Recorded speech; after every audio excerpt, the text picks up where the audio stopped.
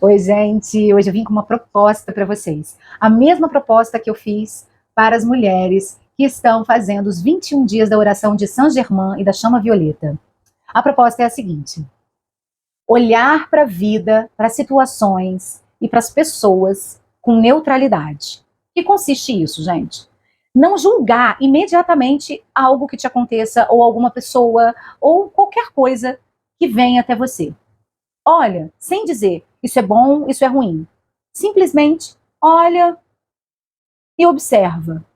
E para deixar um pouco mais claro de como funciona, por que eu fiz essa proposta, é para a gente confiar um pouco mais na vida e entender que o caminho do meio ele vem de formas auspiciosas e formas misteriosas também, né? Por quê? Quando alguma coisa acontece com a gente tem a tendência de dizer isso é ruim, isso é péssimo. Ou a gente celebra com muito afinco e aí a gente acha, oh meu Deus, que ótimo que isso aconteceu.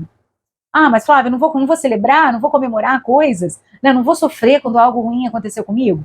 Gente, não é para tanto. É só para a gente ter um olhar um pouquinho mais neutro. Nem tão intenso para cá, nem tão intenso para lá. Neutro. Olha e não julga de imediato. E aí, eu contei uma historinha para essas minhas queridas hoje, mostrando para elas, com essa historinha, que às vezes coisas horríveis acontecem com a gente e, no fundo, elas vieram para o nosso bem, e às vezes coisas muito boas acontecem com a gente e nos guiam para algo ruim.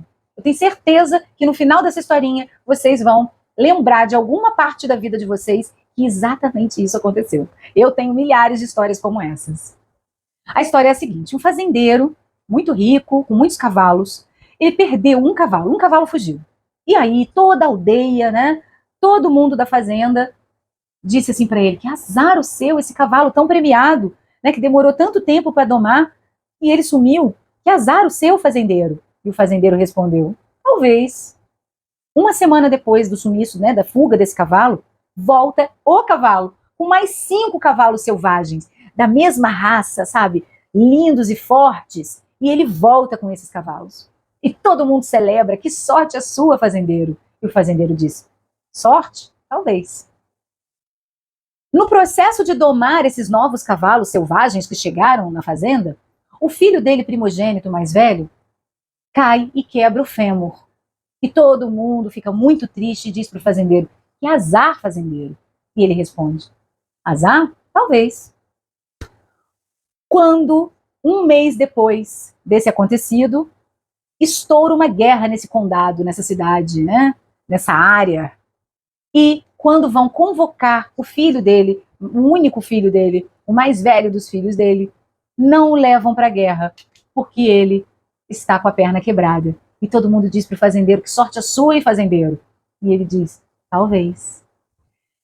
Então, minha gente, a gente não sabe o que é bom, o que é ruim, a gente não sabe os desígnios da vida, mas uma coisa a gente precisa confiar: que o nosso eu superior, a minha Flávia superiora, como eu chamo, o meu eu superior, ele sabe mais do caminho. Ele está lá no topo da montanha, vendo o caminho amplamente, enquanto eu caminho, confiando nesse eu superior. Eu sigo com tranquilidade, porque eu sei que quando alguma coisa acontecer, eu vou elevar o meu pensamento ao meu eu superior e calmamente vou saber tomar a melhor decisão. É como quando a gente conversa com muita frequência com uma amiga querida e a gente já está tão acostumado a ouvir o telefone, né, a ouvir a voz dessa pessoa no telefone, que por mais que essa pessoa nos ligue de um telefone diferente, a gente reconhece a voz. Então, que a gente consiga estar tão em contato com o nosso eu superior, que a nossa ligação seja tão estreita, tão familiar, que todas as vezes que a gente precisar, no momento que a gente precisar, a gente se conecta com esse eu superior e a gente terá as nossas respostas para todas as nossas perguntas. Tá bom? Então eu vou deixar aqui essa proposta, essa sugestão para vocês também. Beijo!